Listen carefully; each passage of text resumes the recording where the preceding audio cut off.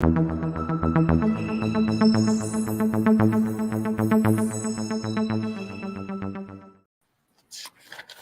we are for another week of NFL football. It is NFL Betting Blitz presented by Parlay Play. I'm Gino Bacola alongside Erik from eToft 21 Sports. We're getting ready for an NFL Sunday, but some of the NFL Sunday is already underway as we have a kickoff in London and the international games start this week. Jags and Falcons are playing right now. You can also watch the Toy Story version of that one like Milo is in the other room. But we have plenty of ways for you to get action on this Sunday. We're going to take a look at the betting lines for each of the games coming up for Sunday and Monday. We'll take a look at DRF Sportsbook betting lines. Hey, if you're in the state of Iowa, sign up for a DRF Sportsbook account. You can play along. Use our promo code FAST350. It'll get you a promo bonus all the way up to $350. But Erik, we're going to talk a lot about Parlay Play at the end of the episode. We'll give out some information on how folks can play, and we'll show them what it looks like to play a parlay and how you can get action on that website. Parlayplay.io is the website, and anyone that gets involved wants to make sure they use the promo code that we've got, right? Yep. Use the promo code or the link in the description. You can just click that too. So if you're a fantasy player, if you're someone who likes to play props, you will really enjoy this site. Lots of ways to get some action. We'll talk about that at the end. For now, let's go through one by one, Erik, and let's get everybody set up for these Sunday football games. I'll just flash that promo code one time for everyone for DRF Sportsbook. And then for Parlay Play, across the bottom, you'll see it going right there, parlayplay.io. Use our promo code NFL Betting Blitz. It's okay, also in the description for the video too. So, yep, anyone, you can just click that direct link to. Let's do this, buddy. Let's get started. We go Ravens at the Browns. We've seen this number move around a little bit. It's settled around Browns minus 2.5 over under 38.5. Browns are the best defensive team in football right now. They've just been fantastic. They've only allowed one field goal in the red zone. They're allowing a league low 3.2 yards per play, the best in almost 100 years, 60% 3-and-out rate. Jim Schwartz has been awesome. They're first in EPA per dropback allowed, second in EPA per rush allowed. So the offense has been a little bit below average for them. They're in the 20s. They're in the 20s in EPA per rush and in passing offense. Watson's been a little bit better, and he had a better game last week, but still not back to what we had expected. For the Ravens, they just seem like they hit a point last week when all those injuries really, really weighed in on them. Erik, at the end of that game when they lost to Indy, they had a few turnovers. Lamar's been a little bit sloppy. They had a stretch where they had fumbles on 4 of their last 9 plays of the game, and did have some chances there late in the game. What do you think about this Ravens at Browns game where the number has settled right now around 2.5? I got it at 3. I still like it 2.5. Lamar Jackson as a dog, 11-1, 91% ATS, 8-1 as a road dog. Stefanski against the AFC North, 30% as a favorite against the North, 20% as a favorite in general, 36.7%. Don't get it twisted. I love this Browns team. I'm heavily invested in them for futures. But I say it all the time, buying low, selling high. You have the Ravens coming off losing the Colts, Browns coming off looking like gold against the Titans. Ravens are only giving up 200 yards passing per game. I think that they'll be able to limit Watson, who did miss practice this week with a shoulder injury. They're 8th best defensively against the run. So if they can't get the running game going, that's going to put more pressure on Watson, who's banged up, to make some throws. Plus, I think after last week, we're going to see Lamar Jackson look to run the ball better. For as great as this Browns team has been, this is going to be the best quarterback that they've played against. Absolutely, right. That's the key, right? Their defense is good, but the 3 offenses they've played so far this year, and maybe we can say like Joe Burrow overall is a better quarterback than Lamar, maybe, but he hasn't been this year. He's been hurt. No. He's looked really bad. Even last week when the Bengals won, Burrow still looked bad, and their offense has been miserable. Burrow ranks like towards the very bottom in a lot of the metrics. Second quarterback they faced in week 2, we're talking about the Pittsburgh Steelers and Pickett, who has not looked good. Then in week 3, Tannehill has graded out as one of the worst quarterbacks in the league. So we're just talking about like not a strong string of quarterbacks that they face, right? Yep, they're going to really get tested here. Also, we need to remember for them for sure. Yep. Also, we need to remember with Lamar's legs, he's going to be able to extend plays. Do you like Lamar as maybe like an outside DFS play today? A lot of people may not play Lamar in a spot like this against the Cleveland defense. I'll tell you what. I have someone else that my buddy Nick turned me on to. Okay. That I think is really sneaky and insanely underpriced. And I don't know if I told you this. So Nick's the guy that comes. I'm going on a tangent. Go for it. The guy that comes on my podcast. And, we do 50-50 stuff. And, he's just now getting into the DFS stuff. He's a wizard during season long. And he meant to enter the Millionaire Maker. He didn't do it. The lineup he put out scored like 275 points. And I think the Millionaire Maker winner was like 242. Wow. I mean, dude, little bitter week for Nick, but Nick, he turned me on to a quarterback that I think is a little bit under the radar that I think is pretty sneaky. And we'll get to that game later. It's a little tease for all those of you who are watching. So let's keep moving along. Eric, where do we go next? Bengals at the Titans. Titans, they were down 13-3 last week with no timeouts. They had a chance to kick a field goal. They don't. And Tannehill gets sacked on the last play, and then they end up losing out on 3 points.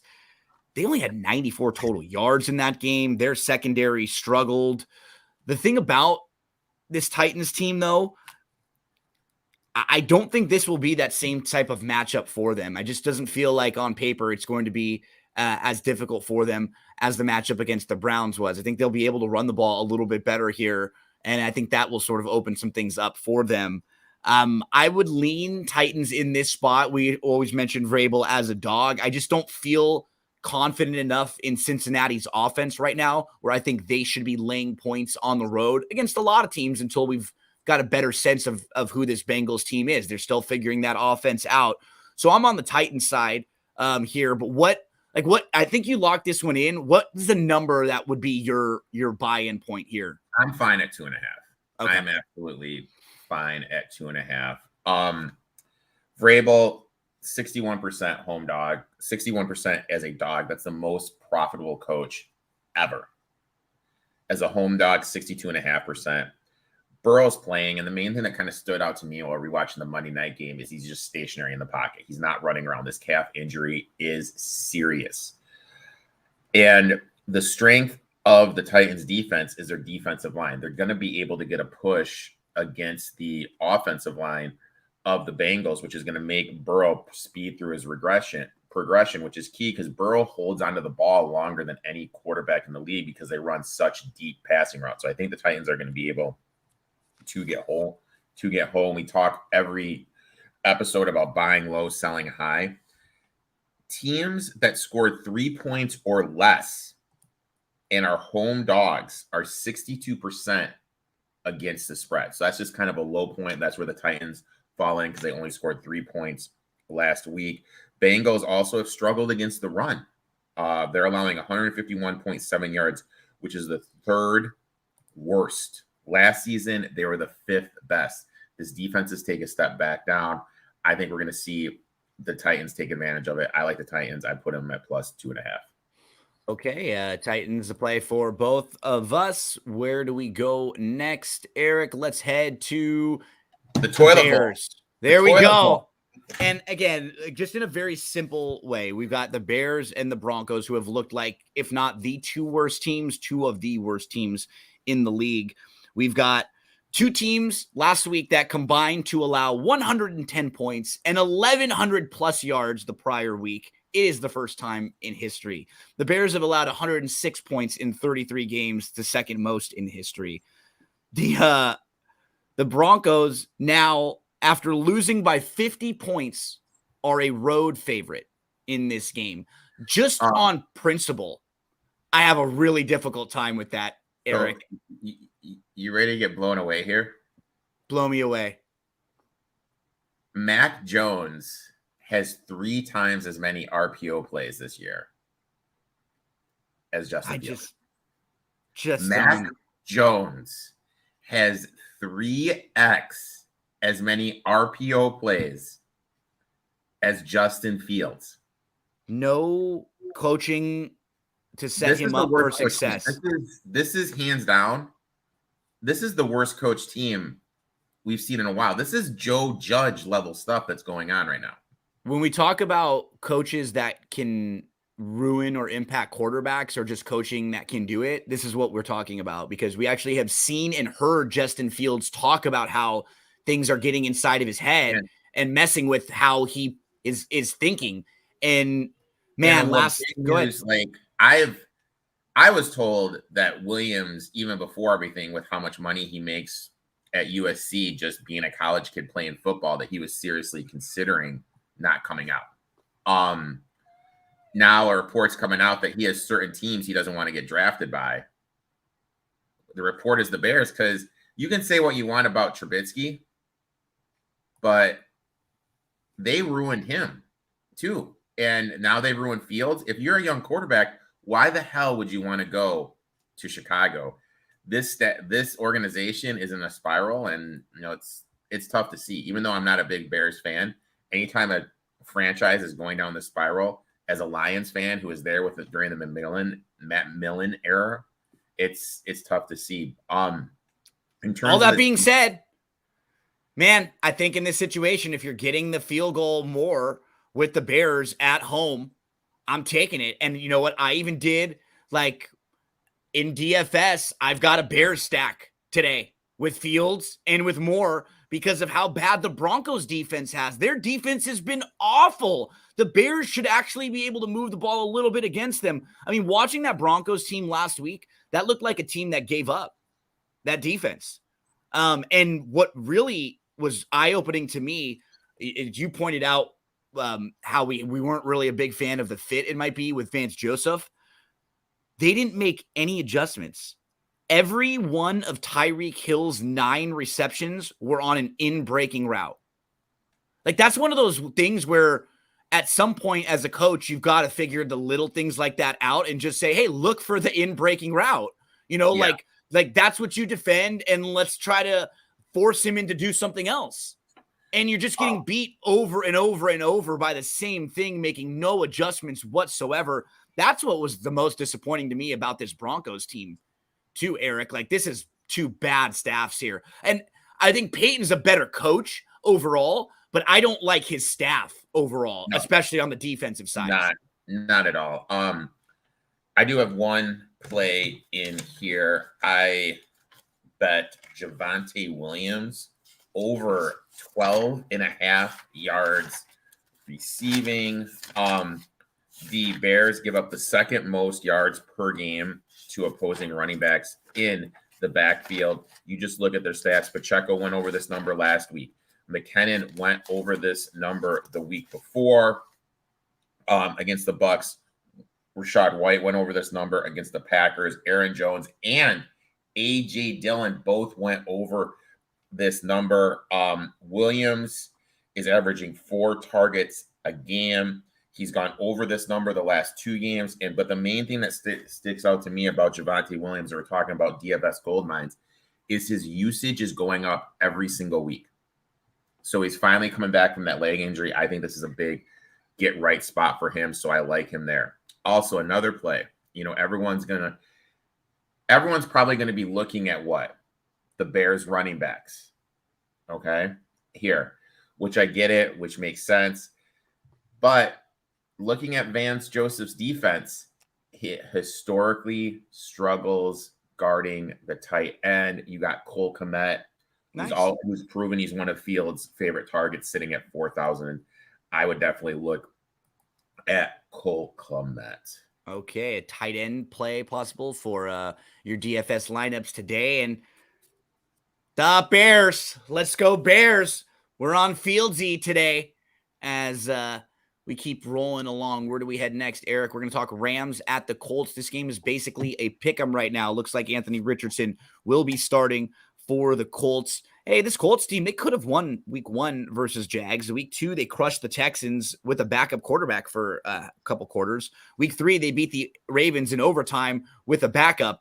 Kicker Matt Gay was awesome. 4 field goals of 50-plus yards, the only kicker ever to do that in one game. What we have to find out, though, with this Colts team, can Anthony Richardson get through a game healthy? He hasn't finished the game yet. I mean, like, kidding aside and everything. Yeah. It's concussions are a serious thing. We saw absolutely. We saw it with Tua last year. Yeah. Even now, look, we see what's going on with AB, Antonio Brown. We see what's going on with Chandler Jones. Scary stuff. We just need this guy to get healthy. In terms of this game, this is the game that has the quarterback my boy Nick said you should look to play, Matt Stafford. He's due for some positive touchdown regression. You see he's constantly throwing over 300 yards. And the DBs that are going to be on the side of the field that Puka's on, 100 in PFF and like 80-something in PFF. This is a great matchup for Puka. This is Puka's last game before Kupp comes back. I'm really in. I'm invested in Stafford in terms of DFS. In terms of this game, look, I want to get there with the Rams, but I'm just really concerned with their offensive line injuries. I mean, that's a little thing that I'm a little bit concerned with. And it's real. It's real. We saw the difference between the first couple games when they had the offensive line to give them protection, and then against the Bengals when they had any offensive line issues, they just could not move the ball at all. Yeah. And I'll tell you what, you have to give credit where credit is due. And this team is way better than I thought it was going to be. Colts have something going on. The coaching staff. I think the coach has done a really good job too. It kind of proves like, look, if Fields is here, what is he going to be looking like? He's going to be looking much better. Damn better. And it just kind of proves you need the coach to put your players in the best chance to win. And man, like last week, because just to point out what you're saying, last week when Minshew was playing, they had a totally different game plan for Minshew. It wasn't lazy, like roll out the same exact thing for Minshew, because he's a really, really accurate quarterback, especially at the short stuff. So that's all it was. Everything was design short stuff, which is a lot of the same type of thing they're probably going to do with Anthony Richardson. But with Richardson, there's way more RPOs, right? There's way more designed runs for him to have that option. For Minshew, you're going to make a lot more short throw design stuff for him because he can hit those throws. So it just showed you that this is a staff that goes, okay, who's our guy this week? Let's build a game plan for this player and this group to succeed. That's what you're supposed to do as a coach. Yeah, it's about putting your players in the best chance to succeed, and that's what he's doing. In terms of anything in this game, look, Stafford, DFS, Puka in DFS, and I'll tell you who's really having a sneaky good season, Michael Pittman.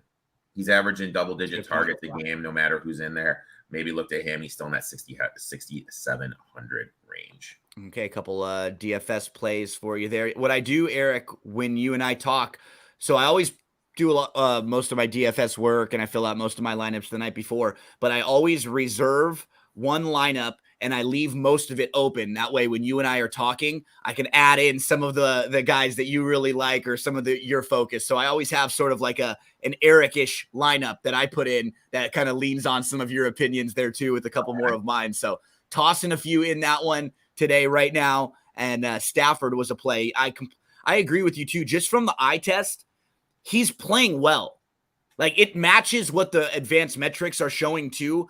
And some of his interceptions this year have not been his fault. A couple bounced off receivers' hands in that San Francisco game. So could be a nice week for some of those things to even out a little bit and maybe Puka to feast this weekend. Big game, really the marquee highlight game that everyone's most excited for this weekend.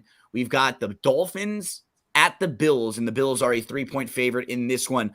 I locked this game in a little earlier in the week, Eric, when the Bills were a 2.5-point favorite. I just think overall they're a more well-balanced team than Miami. The Bills have the best coverage grade in the NFL through 3 games. Last week, they had 9 sacks against Washington. They were able to pressure the quarterback without blitzing. That's the key, right? Because if you send blitzes, Tua's going to pick you apart because someone's going to be open. That's what he does really well. You have to be able to put a little bit of pressure on them without sending the blitz, without trying to create havoc, because then that leaves you wide open on the backside.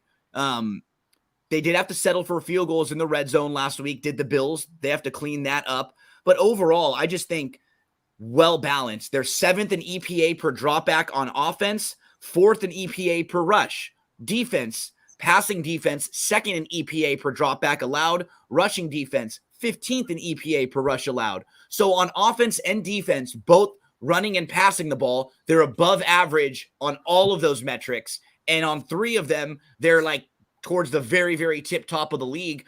On most metrics, they have like either the best coverage grade or one of the best coverage grades. And for me, Eric, it's looking at a team that right now is coming off of scoring 70 points. Things have gone really well for Miami. They're 3-0. They could be 1-2. Very easily could have lost to the Chargers week 1 when the Chargers had the ball with the chance to win the game late. Week 2, 2 turnovers from the Patriots, and then the Patriots have a chance to pick up a first down late, and they don't get it by 6 inches? Yeah. And so as good as their offense is, that was a garbage mark too. That was such a garbage mark. And I'm not going to just deny anyone that is going to give a ton of credit to their offense. It's been fantastic. The defense still has not really been proven or been pushed in the last couple weeks. In week 1, when the defense was pushed, they gave up like 230 yards rushing. Yeah. So I'm not all in yet on the Dolphins. Like everybody's just penciling them in as the best team in football right now. Look, NFL betting it's a week-to-week league. It's all about buying low, selling high. Teams in week 4 that are 3-0 ATS are 42.3%. Teams that are 3-0 ATS that are road dogs, that drops down to 12.5%. Teams that won by 38 points or more, 41% ATS. Teams after scoring 40 points are 46. All the trends point to the buying low, selling high here. And you mentioned it. Finns could have easily lost the game to the Chargers. The Patriots had 6 drives inside Dolphins territory, only scored 3 points. This is going to be arguably the best defense, the best offense the Finns have played. Tua's QBR, completion percentage, all down against the Bills defense. And then you look at the Finns back 4, Eli Apple, Xavier Howard have struggled. Josh Allen is going to be able to take advantage of it. I like the Browns here, the Bills here. I got him at -2.5. I have no problem playing the -3. Me too. As long as it's under 3.5, I'm fine with it. I think this is a game where the Bills sort of want to prove a little bit of a point. Everybody hears the chatter, and the talk in the NFL over the last 7 days has been the Miami Dolphins and Taylor Swift. Favorite for MVP right now. You know that the Miami Dolphins had almost the identical situation last year. And remember the stats that Tua had at the beginning of last year? They were just the same. Yeah. And then some injuries started to happen, and they started to play a little bit tougher schedule. And we'll see if the Bills can deny Miami.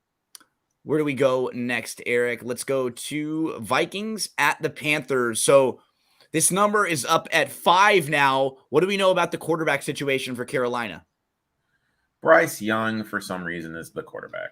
I don't like that, right? I don't like that at all. With the situation, he hasn't been playing well, and the offensive line wasn't good, and you're putting him in a spot to fail. And this is one of those things where it's still early in the year. You've only played 3 games so far. It's so hard to go in. If you're one of the other guys in the locker room and you just played last week with Andy Dalton, where he really moved the ball and actually had your offense in the game, competitive and able to compete. And the first couple of weeks, you weren't getting any of that with Bryce Young. He wasn't throwing the ball down the field at all. Wouldn't you be frustrated if you were one of the guys on the Panthers defense and you saw last week how much better? But that's the other issue. They're dropping like flies. Yeah. They're legitimately dropping like flies. So the sneaky DFS play in this one, and it pains me to say this, is Alexander Madison. Panthers are banged up. You look what Kenneth Walker did. But O'Connell came out and said, look, if Madison fumbles, I'm putting Akers in. So that's kind of the risk reward. Do you roll the dice with Alexander Madison here? But he does have fumbling issues. He could be out. Vikings do struggle against the run, but we have Miles Sanders, who hasn't been practicing, but Rappaport tweeted out he's going to be good to go. I obviously would have loved for him to say he's not going. That way I could just, hey, Chuba Hubbard, you're in, you're cheap, you're going to get all the run. So there's a couple DFS options here. In terms of sides, look, it's a high school level offense with Bryce Young back there. They're not as explosive. He's a one-read guy. He can't see over the pocket. It's just very limited, and they're banged up on defense.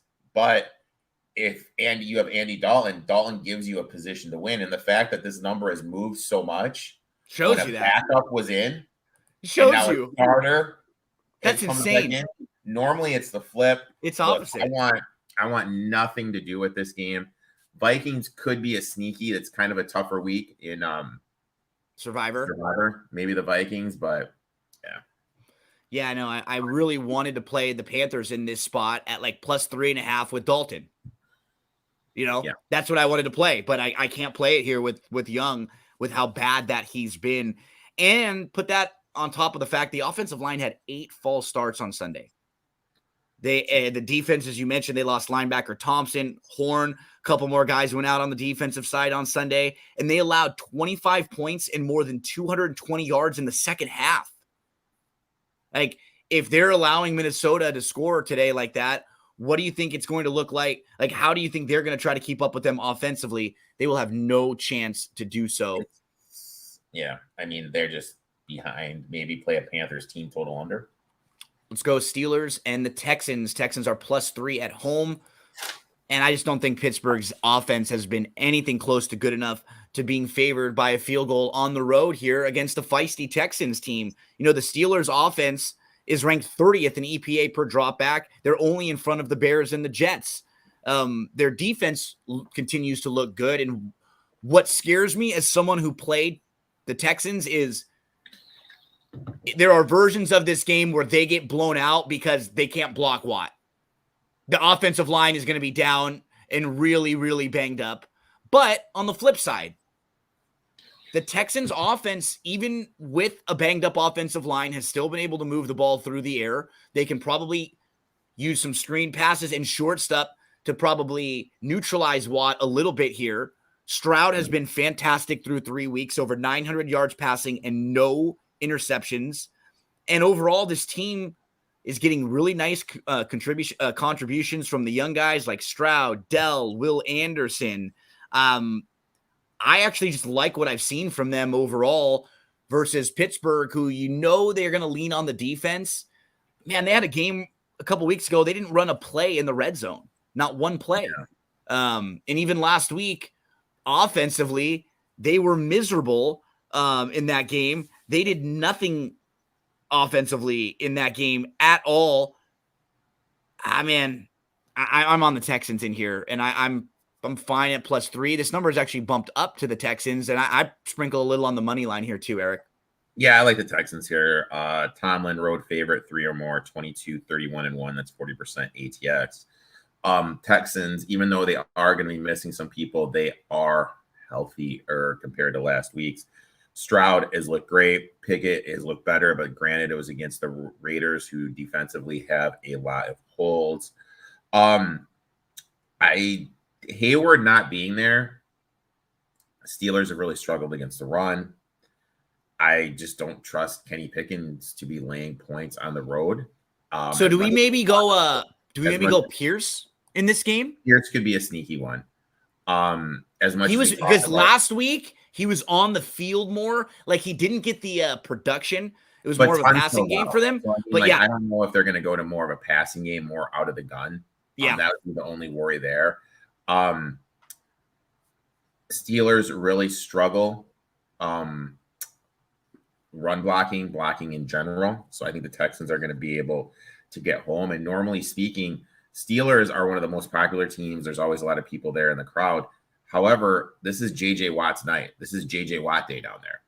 That place is going to be rocking with Texans. So it's not going to be like it usually is. I like the Texans here in the home spot. Give me the home dog plus the 3.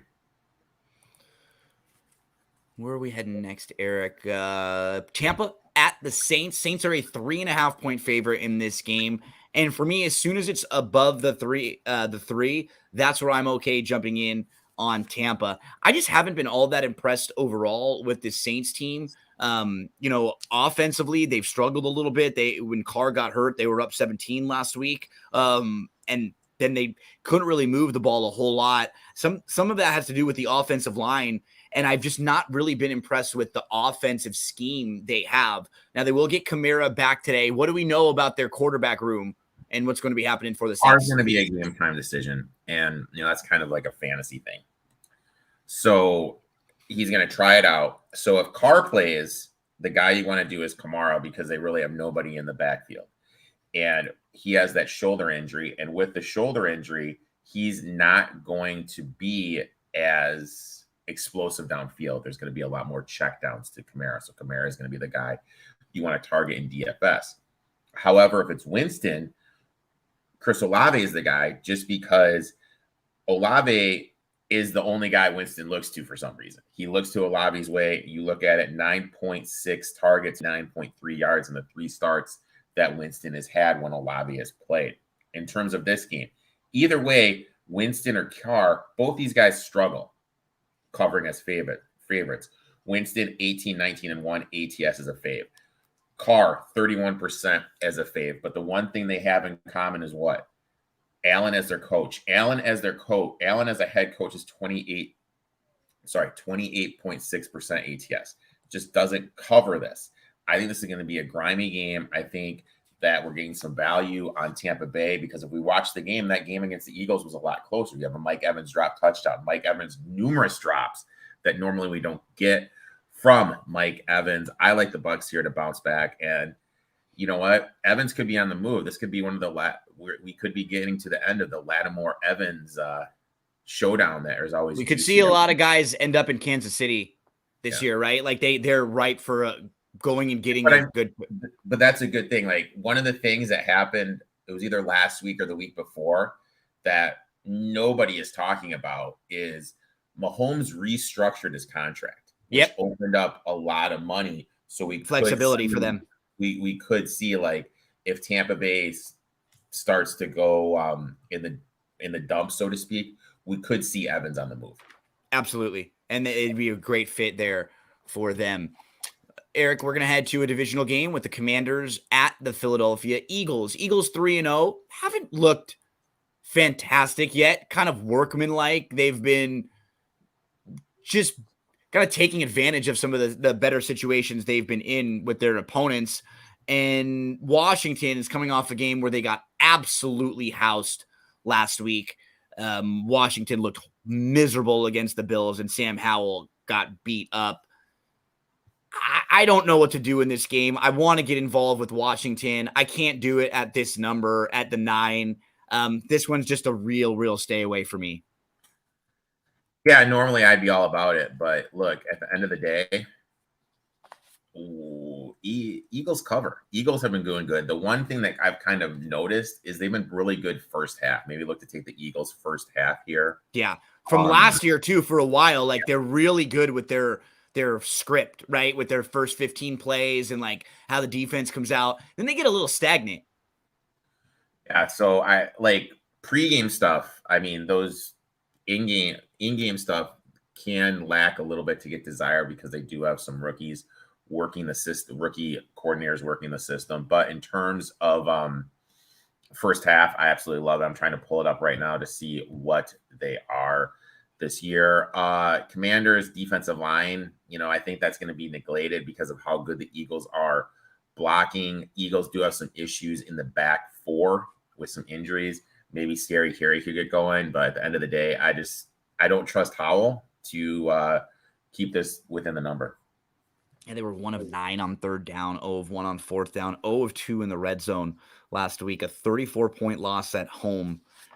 I'm staying away from this game. Where do we go? Chargers and the Raiders. And for the Raiders, they're going to be starting the rook, the young kid here. O'Connell will be starting at quarterback for them against the Chargers. Here's what I did, Eric. I threw him in on one DFS lineup just because the Chargers secondary has been so bad. Like, we've seen Tannehill look competent against this team. We've seen whoever played them be able to move the ball against them. I think his pricing was $4,500. I could see him running a little bit too, and maybe just trying to lean on Adams. So I threw this in. I hope he makes me $1 million today, because I don't know how many people are going to be playing him. But just looking at the Chargers defense, it's a great spot to start if you're going to throw someone in, right? Because they haven't been all that impressive. They have not been impressive at all. Look, do you trust Herbert laying this number 47% as a fave, 45% as a home fave? Chargers still can't stop the run. Josh Jacobs. He averages over 100 yards. You've been watching Dawson's Creek lately, a little pacey. I was going to say. A little pacey. I have a funny Casey story I'll tell you off air. But anyway, Jacobs, he historically in every game against a Staley defense, he has ran for over 100 yards. But he's looked so brutal to start the season. Can you really trust him? So that's the thing with DFS. Sometimes in DFS you have to kind of think, you know what? Maybe this is the game where Jacobs can kind of get it going and kind of like figure some stuff out. I think Herbert's going to light up this defense. I think Herbert's a good play in DFS. Yeah. You got Josh Palmer, who averages 15.5 fantasy points in games where Mike Williams doesn't play. I think that's a good one. Also, Quentin Johnson. Quentin Johnson is just kind of here. Maybe you could look to put him. I think this game is going to be, even though the total's 48, I think has the potential to blow out, be a little higher scoring. In terms of betting, I don't trust Aiden O'Connor. I don't trust the Chargers, so I want nothing to do with this. Eric's going to be Eric, don't worry. When he wins me $1 million, I'm not going to forget about you. I'm going to pretend like you didn't say you didn't trust Aiden O'Connell when I'm winning the million. But no, I agree. I can't get involved in this game one way or the other. I just don't trust either of these defenses enough. Period. Like, I don't trust the Chargers defense to ever be covering with margin like this at all. And for the Raiders, how do you trust their coaching staff after what we saw last week when they try to kick a field goal on 4th and 4 down by 8 with 2 minutes and 25 seconds to go? Like, that's just the ball back and I'll score a touchdown. It's like, what are you talking about? I'm going to still have to score a touchdown. And I do. They got the ball back with 12 seconds left, no timeouts on their own 15, and it was done. Just so bad. Eric, you have a thought on yesterday, some college football? Yeah, I mean, look, it's sometimes you just have to smile. The Duke kicker missed one kick inside the 10, one kick from the 25-yard line, and a DB had a INT dropped on that 3rd and 15 before Hartman ran for the first down to seal the game. Sometimes you just got to smile and move on. I do think this Notre Dame, to answer the coaching question, possibly. The fact that the last two plays against Ohio State, they only had 10 people on the field. That was unbelievable. And then the kid broke that play. As a coach, why aren't you telling him, if you break it, fall down at the 2 so we can kick the field goal and then not even give Duke the ball back? But then today, that's the joy of betting on 21 to 20-year-olds. Just utter stupidity of not understanding stuff, and that stuff doesn't happen in the NFL. So that's why I like betting the NFL more. Yeah, you get the form is a little more consistent. And I mean, the kid should have totally just went down and then kicked. But I mean, the same thing happened in Ole Miss. Harris from Ole Miss broke away, and he should have just went down. But the difference was Lane Kiffin was visibly pissed off, upset, and I think he told him, I don't think The Notre Dame coaching staff said one word to the kid from to the running back. Up next, 49ers and the Cardinals. We've got a big spread here in a divisional game, Eric. And in this game, I think the number is a little too high just based on what we've seen from Arizona and their ability to compete and stay in games. This team could be 3-0. Week 1, they were up late on Washington before they collapsed. Week 2, they were up 28-7. Week 3, they actually put it all together.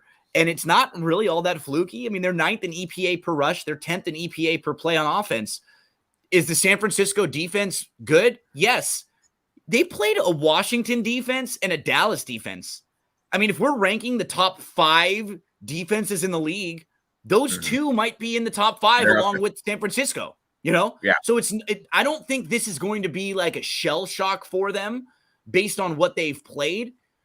And I don't know if San Francisco is going to be all that intent on winning this game by 21 points. I mean, they could be up by 20. We could be right for a backdoor, like what I've seen from Dobbs in here. I actually got this at 14.5 earlier in the week.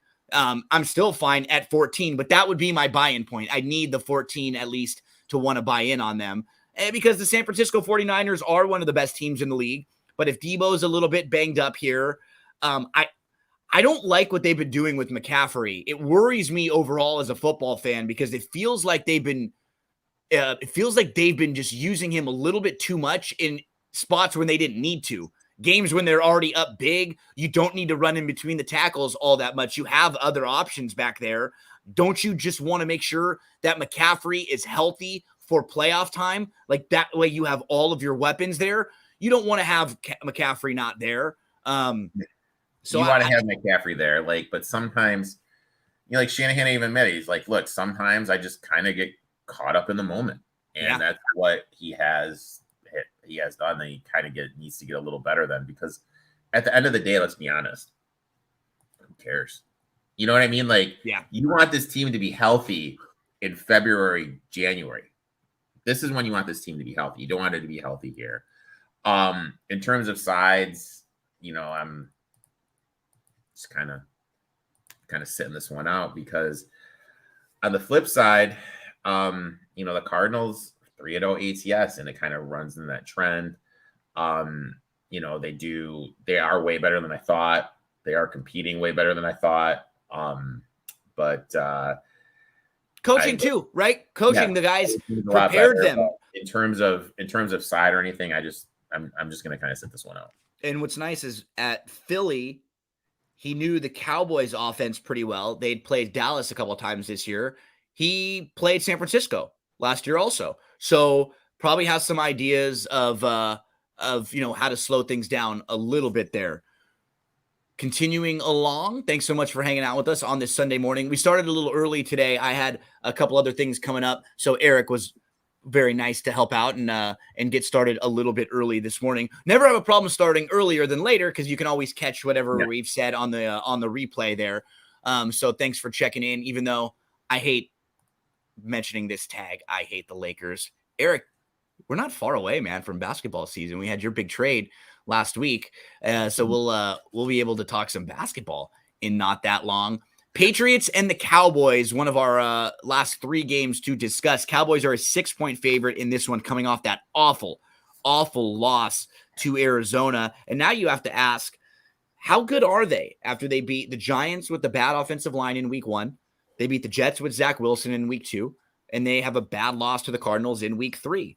Now, they don't seem to have that big target after Lamb anymore. They don't seem to have as much depth on the defensive side as we thought, in particular in the secondary now. Once Diggs got hurt, now Gilmore has to be elevated to your number 1, and I don't think that's the role he should be in anymore. He's good opposite side. He's good as your helper and as your number 2, but now he's got to shut down the number 1 wide receivers from opposing teams, and I don't really know. I don't really like that role for him as much. Cowboys also, you start to worry when things are going well for them and their defense is playing great. They look so tough and unbeatable. But when the game slows down, you start worrying about things like last week and their coach, Mike McCarthy. They're down 12 with 7 minutes to go. They go on a 14-play drive, and they have to run 8 plays. It takes 4.5 minutes. Like, what are you doing? Why are you even calling 8 run plays in a 14-play drive when you're down and you got to score quickly? That doesn't make any sense. The team had 13 penalties for 107 yards. How do you go into a game against a team that you know you're better than? And that's how you lose those games. Penalties and just shooting yourself in the foot and not being smart. Like, another situation where I don't ever want to trust Mike McCarthy with margin, needing to cover with margin. I just don't think he's that good of a coach when it comes to decision making.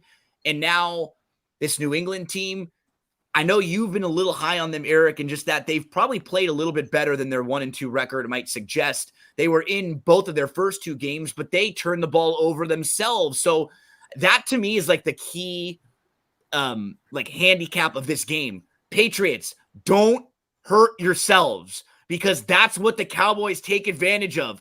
These teams that will hurt themselves. Just don't turn the ball over, and you'll probably be in this game late in the game. I love the Patriots here. I absolutely love the Patriots here.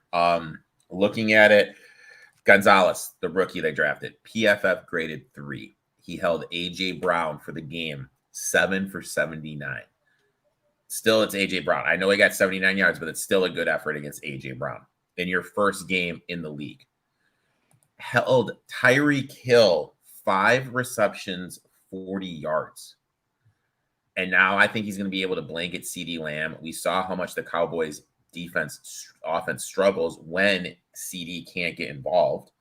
Flip side, they could be potentially without multiple offensive linemen against the Patriots defense, who is top 10, arguably a top 5 defense in the league. Historically speaking, Solar, who's the Cowboys offensive line coach, they've struggled in pass blocking. This could lead to some Dak turnovers, and everyone talks about how good this Cowboys defense is. You look at the splits night and day between when Diggs plays and when he doesn't play, they struggle. This team just gave up 222 yards rushing to the Cardinals, who are not known to be a rushing team. They've given up the 8th most rushing yards in all year, so the Patriots are going to be able to run on them.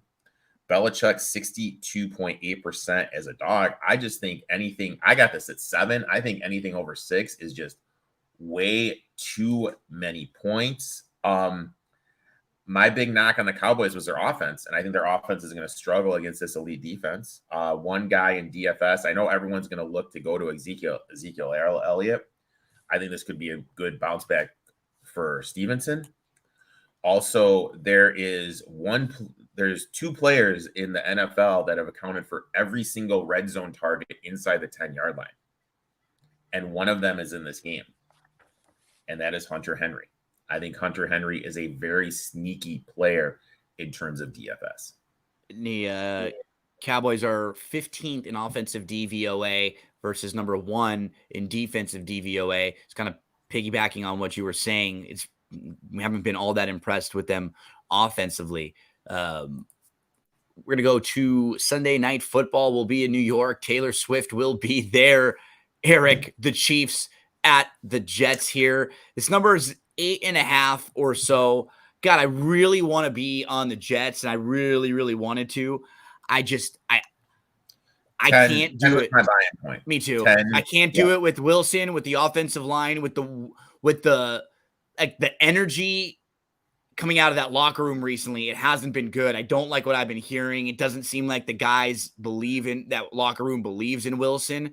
And this year, the Chiefs, they haven't been the powerhouse on offense. In fact, they've been really good on defense. They are 5th in EPA per play allowed, in particular the passing defense, 4th in EPA per dropback allowed. So they're going to be playing against a Jets offense that's been so bad and has not been able to move the ball at all. I mean, the Jets had last week They punted on 8 of their first 9 possessions. They had 61 total yards of offense before the late drive where they went on and scored a touchdown there.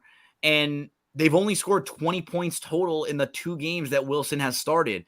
I just don't think this team believes in Wilson. So as much as I would love to be on the Jets here, this is a no play for me because I can't quite get there. Yeah, I'd look maybe at Mahomes INT plus 120.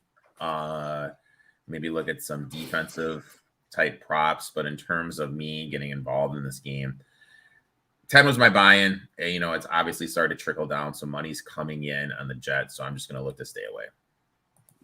We get to Monday Night Football, the Seahawks at the Giants. And in this game, the Seahawks are a slight 1.5-point favorite. The Giants have a couple extra days to recover from some of their injuries, and I think that will really help them in this spot here.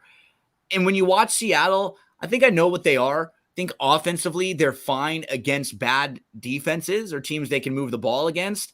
Even in that Lions game, I felt more that was the Lions losing that game and impacting themselves with some of the turnovers than it necessarily was Seattle going out and winning that game. I just don't know if Seattle should be favored on the road in this spot. I'll take the Giants. I think there's a little bit of value on them because of that. When you talk about coaching staffs, I really like Dable. And I think with a few extra days off after a couple struggling games early, that they'll be better. I remember the Giants had to play both the 49ers and the Cowboys defense. The Cowboys defense in week 1 when they were fully intact. So things will get a little bit easier for the Giants now the rest of the year. They won't really have to play as many games like that against those types of defenses. Even the Eagles, who have been good, they haven't been as good defending the pass or really as dominant overall. So give me the Giants here. I think you're going to see a little bit more creativity with Waller. I think you're going to see Hyatt get involved a little bit. Jones using his legs to run a little bit. So I played the Giants on the money line here, Eric. Yeah, both teams are really banged up in the offensive line. Seahawks struggle defending the tight end. I'll look to some Waller props. I'll definitely be on the Giants, just kind of see when we get up to 2, just because it's kind of weird now with the analytics stuff, with the going for 2 when you're down 14 kind of stuff. 2 slowly becoming a key number. So I'll see if it gets to 2. If it gets to 2, I'll take the Giants. I'll be on the Giants either way. But I'll definitely be on Waller, his receiving prop over as well. Let's get to parlayplay.io, and we can show all of you how you can make some money and play fantasy sports, play prop wagers. The website, parlayplay.io, when you sign up, they'll ask if you want to use a promo code. You do. NFL Betting Blitz. You want to use that one, and you will be able to get a match deposit bonus. You'll get a little bonus put into your account right away. Eric, I have a parlay that I locked in, but we do want to let everybody know every week there's a free contest. So all you have to do is click free to play, and then you can enter the week 4 contest right here. All you do is hit join, and then boom, you're making selections all the way through based on answering these prop questions. Totally free, easy to fill out. So that's what's nice is you can get that free action each and every week. The winner of these contests gets paid $36, second 18, and then all the way down top 50 get $1, and then you can use that dollar and parlay and make other plays. Here's my a parlay that I played today. I'm going to play a $10 parlay where I put together Tyreek Hill fantasy points, where I think he could have a big game today. I think Hill, of the receivers, with what we've seen from Waddle's issues, I'm more focused on Hill. Why I like fantasy points, I mean, that could be one catch for him, honestly. And you could get kind of caught in between when you're maybe talking about yards receiving or receptions with someone like him, who's such a big play guy. So I lean on the fantasy points because I think that might be a little safer with him. And then for the Eagles, I'll go with Swift. They have the game script to be up in this game, to be running the ball. And they've really had no issues handing the ball to Swift over and over. He's been healthy the last couple of weeks. You know, Swift is someone who does get banged up throughout the year, but last couple of weeks he's been excellent. So that's my parlay, Eric. I'm going over for Swift, and I'm going over on the fantasy points for Hill. If I parlay those two together, I can get me back $20. I like that one. The one I did is I went Puka over 75.5 yards receiving. He's gone over this total every game but one. He's averaging an insane 14 targets a game, which is a 32% target share. Colts give up the 6th most yards per game to opposing wide receivers. Puka will be matched up with either Flowers or Baker, who grade out insanely low on the PFF. So Puka over the 75.5. And then the next one, I am going to the toilet bowl. I am going to take Javonte Williams over 12.5 yards receiving. Bears give up the 2nd most yards receiving to opposing running backs. McKinnon and Pacheco last week both went over this total. White from the Bucs went over it in the 2nd game, and in the 1st game, Jones and Dillon both went over the total. Williams has gone over this total the last 2 games, averages 4 targets per game, and his usage rate has increased every single time. So look, I'm going to do that. And the nice thing they've kind of done is they've had this insurance thing too, where, you know, you can do insurance or you can go all in. So insurance is like if one guy gets hurt or someone like comes close to it as well. ParlayPlay.io. If you have any questions about the website, reach out to me, reach out to Eric. We'll help you out. We'll help you navigate through it. Remember to use the promo code NFL Betting Blitz. Anything else you want to mention before we get out of here, my friend? You know, I'm at a weird point right now. You know, my favorite basketball team is the favorite to win the NBA championship. My NFL Lions team, are all buzzy right now. I know. Lions are 3-1. You know, there's promise going into the Red Wings this year that they could actually make a run. So it's a weird spot for me because historically speaking, my teams are losers. So I really don't know what to do right now. Well, Eric, we're going to hopefully see that big smile each and every week if the Lions continue to win. We will be here every Sunday, and normally on Sundays we'll be here at 11 o'clock a.m. Eastern time. We just went a little bit early this week. Thanks so much for hanging out with us. Remember to get to Parlay Play to make your wagers. If you need any other place to play and you're in the state of Iowa, DRF Sportsbook, that's the place to play. Remember to use the promo code FAST350 for the sign-up bonus. We'll see all of you again later in the week. Make sure to follow Eric on Twitter, etoff21. Follow me on Twitter. It's me, Gino B. We'll talk to you again